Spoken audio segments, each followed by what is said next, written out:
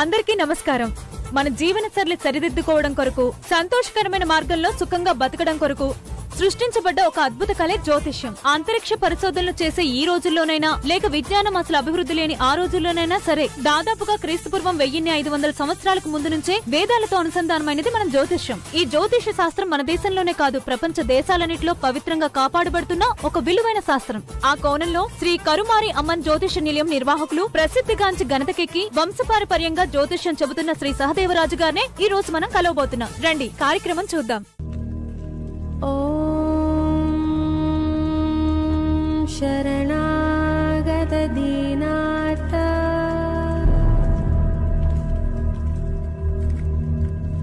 పరిత్రాణ పరాయణి.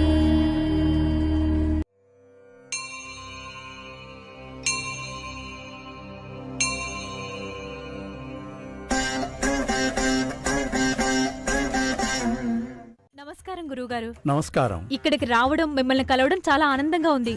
And మీ దగ్గరకు problem తో వచ్చిన వాళ్ళందరికీ వాళ్ళ ప్రాబ్లం చెప్పడానికి ముందే వాళ్ళకున్న కష్టాలు సగం మర్చిపోయేలా ఈ స్థలమంతా పూర్తి పాజిటివ్ వైబ్రేషన్స్ తో కూడి ఉంది. ఇప్పుడు మీరు చెప్పండి గురువుగారు, మీ స్వగ్రామం ఏది? మీరు ఎటువంటి పద్ధతుల్లో జ్యోతిష్యం చూస్తారు? అమ్మా, అసలు మాది ఖమ్మం జిల్లా. ప్రస్తుతం తిరువేరుకాడు గ్రామంలో ఉన్నా. Chennai city, Tiruvallur district, Tamil Nadu state. ఇప్పుడు దీన్ని ఎంజీఆర్ చెన్నై అంటున్నారు. అయినా మా వంశస్థులందరూ వంశపారంపర్యంగా 11 తరాలుగా ఈ జ్యోతిష శాస్త్రాన్ని వనదుర్గాదేవి అమ్మ మాకు ఇచ్చిన వరం వల్ల అలాగే వస్తూనే ఉంది. అది మారకుండా అమ్మ మాకు అన్నీ ప్రసాదిస్తూనే ఉంది. పెద్ద వాళ్ళంతా వాళ్లకున్న కష్టాల వల్ల, వాళ్ళ సమస్యలు, ప్రాబ్లమ్స్ వల్ల నా దగ్గరకు వస్తారు.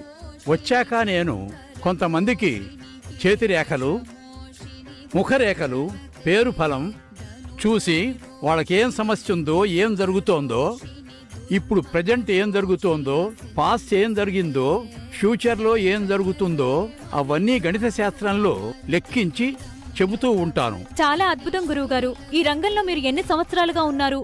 మీ గురువుగారు ఎవరు? దాని గురించి చెప్పండి. మా గురువుగారా అమ్మ తాతగారి యొక్క తాత, కానీ నాకు మాత్రం మా అమ్మగారి తండ్రి. తాతగారు లక్ష్మీ నరసింహదాసు, గొప్ప పండితుడని చెప్తారు. ఆయనే నాకు గురువు.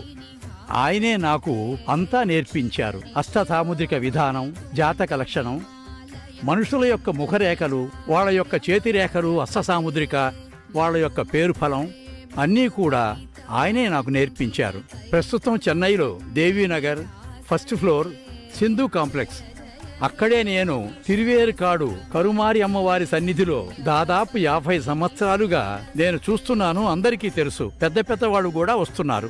చాలా సంతోషం గురువుగారు. ఈ జాతకాలు చూపించుకోవడానికి వచ్చే వాళ్లకు వాళ్ళ జాతకాలను చూసి ఏమేమి చెప్పొచ్చు, అవి కూడా వివరంగా చెప్పండి. వాళ్ళ జాతకాల్లో ఏమేమి కరెక్ట్ గా ఉన్నాయో, మన పంచాంగానికి జాతకానికి కరెక్ట్ గా ఉందా, లేకపోతే అందులో తప్పులు ఉంటే పంచాంగంలో తప్పులు ఉండవు, కరెక్ట్ గా ఉంటుంది. కష్టం, సుఖం, నష్టం, లాభం అవన్నీ చూసి అవన్నీ సరిగ్గా చెబుతూ ఉన్నయన్నీ యథార్థంగా ఏమేమి ఉన్నాయో అవన్నీ చెప్పేస్తాను. అబ్బా, వింటుంటేనే చాలా సంతోషంగా, ఆశ్చర్యంగా ఉంది గురువుగారు. అండ్ ఎవరికైనా జ్యోతిష్యం, జాతకాల మీద నమ్మకం లేదని చెప్పినా కూడా వాళ్లకు వాళ్ళ ఫ్యూచర్ గురించి చెబుతూ ఉంటే ఆటోమేటిక్ గా వాళ్లకు నమ్మకం కుదురుతుంది. అండ్ వాళ్ళు ఇంకా మర్చిపోలేరు కూడా. ఇప్పుడు జాతకమే కొంతమందికి ఉండదు కదా, అలా జాతకమే లేని వాళ్ళు మీ దగ్గరికి జాతకం చూపించుకోవడానికి వచ్చే వాళ్లకు ఏదైనా మార్గం ఉందా? దాని గురించి చెప్పండి. అమ్మా, అలా జాతకమే లేకపోయినా వాళ్ళ పేరు ఫలంగా ఏం వస్తున్నాయో పంచాంగం ప్రకారం రాశిలోనే కాకుండా పేరులో కూడా తెలుస్తుంది, చెప్పగలను. అంతేకాకుండా వాళ్ళ ఫేస్లో, ముక్కు, కళ్ళు, వాళ్ళ పర్సనాలిటీలో ఈయన ఏ దారిలో వెళుతున్నాడు, ఏమేం చేశారు, ఈయన ఫేస్ రీడింగ్ ఎలా ఉంటుందో చెప్పడానికి అందులో కూడా తెలుస్తుంది. ఆ తర్వాత చేతిరేఖలు చూసి శుక్రుడు, చంద్రుడు, రాహువు, కేతువ అన్నీ కూడా ఈ వేళలో తెలుస్తూ ఉంటాయి. దాన్ని బట్టి కూడా చెబుతాం. కరెక్ట్గా దీన్ని హస్త సాముద్రిక లక్షణం అని కూడా చెబుతారు. జ్యోతిష శాస్త్రంలో ఇది ఇప్పుడు పుట్టింది కాదు, త్రేతాయుగం, కృతయుగం, ద్వాపరయుగం నుంచి రామాయణ కావ్యాన్ని వాల్మీకి మహాకవి దీక్షభూని రాశారు. వ్యాస మహర్షి కూడా ఈ జాతకం గురించి ప్రపంచ జాతక భవిష్యత్తు రాశారు. విరాట్ పోతులూరి వీరబ్రహ్మేంద్ర స్వాముల వారు కడప డిస్ట్రిక్ట్ కందిమల్లయ్య పల్లెలో మన భవిష్యత్తు, ప్రపంచ భవిష్యత్తు గురించి చెప్పేశారు. అయితే ఈ జాతకాలు హస్త సాముద్రికం అనేది కరెక్టే, ఇది మాత్రం అబద్ధం కాదు, వాస్తవం, యథార్థం. సరే గురువు గారు, ఇంకో ముఖ్యమైన ప్రశ్న. అందరికీ ఈ ప్రశ్న అడగాలనే కోరిక ఎక్కువగా ఉంటుంది.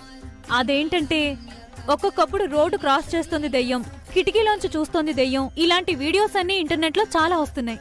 నిజంగానే దెయ్యం అంటూ ఉందా?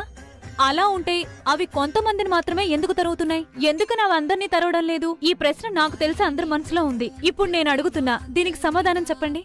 ప్రపంచంలో దేవుడు ఉన్నట్టే దెయ్యం కూడా ఉంటుంది, అది వాస్తవం. దేవుడు ఎంత నిజమో దెయ్యం కూడా అంతే నిజం.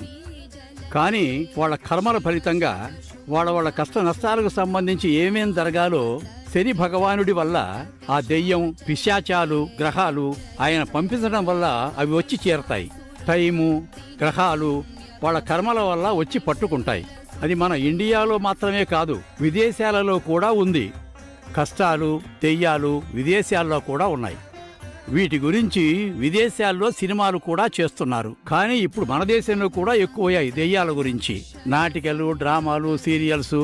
దెయ్యాలు కూడా నిజమే అయి ఉంటాయి. భగవంతుడు ఉన్నది ఎంత యథార్థమో దెయ్యం ఉన్నది అంతే యథార్థం. సరే గురువు గారు, బిజినెస్, చదువు, ప్రేమ వ్యవహారం, ఆస్తి తగాదాలు, భార్యాభర్తల మధ్య సమస్యలు, ఇలాంటి సమస్యలకు ఏదైనా పరిహారం ఉందా? పరిహారం ఉంటే దానికి ఏం చేయాలో చెప్పండి. అమ్మా, ఇలాంటి చిన్న చిన్న సమస్యలకి కొన్ని దైవ పూజలు చేసి మన వనదుర్గాదేవి, దేవి కరుమారియమ్మ ఆశీర్వాదం వల్ల కొన్ని వస్తువులు పరిహారం కోసం మనం ఇస్తాం. సాధారణంగా చిన్న సమస్య అయితే ఏదైనా గుడికి వెళ్ళమని ఆంజనేయ స్వామి, కాళీమాత, దుర్గాదేవి గుళ్లకు 9 శుక్రవారాలు వెళితే చిన్న చిన్న సమస్యలకు పరిహారం అయిపోతుంది. అదే గనక పెద్ద సమస్య అయితే దానికి నేను పూజ చేసి యంత్రాలు, సంజీవని, వశీకరణ తాయత్తు ఇలాంటి కొన్ని వస్తువులు నేను వాళ్ళకిస్తాను. అందువల్ల కొందరికి తృప్తిగా ఉంటుంది. అందుకని వస్తూ ఉంటారు నా దగ్గరకు. సర్వసాధారణమైన చిన్న కష్టాలకు 11 రోజులు పూజ చాలు. అందులో కొంచెం పెద్ద సమస్య అయితే సగం మండలం పడుతుంది. ఇంకా బాగా పెద్ద ప్రాబ్లం అయితే హెల్త్, మనశ్శాంతి, ఆరోగ్యం, వ్యాపార సమస్య, భార్యాభర్తల మధ్య సమస్య, ఒకరి మాట ఒకరు వినకపోవడం వల్ల వచ్చే సమస్య, కుటుంబంలో అన్నా తమ్ముడు, సహోదరుల మధ్య సంతోషం లేకపోవడం, వీటన్నిటికీ పరిహారం ఉంది.